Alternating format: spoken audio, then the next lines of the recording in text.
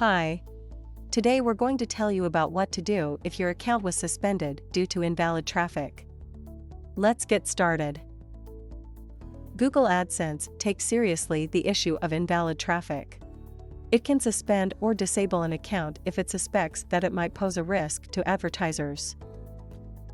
Before you start implementing the steps to return ads serving to your account, it's important to understand the difference between the actions taken when an account gets suspended and when it's disabled.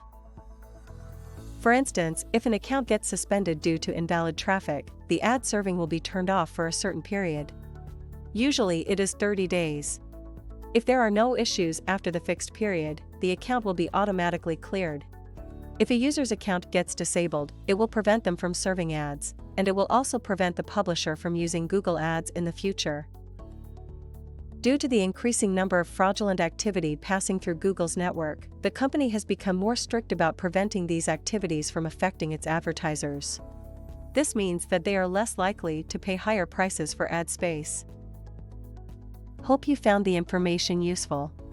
Don't forget to subscribe to our YouTube channel and check out our videos with other great Google marketing solutions for your business. Thank you. Have a good day.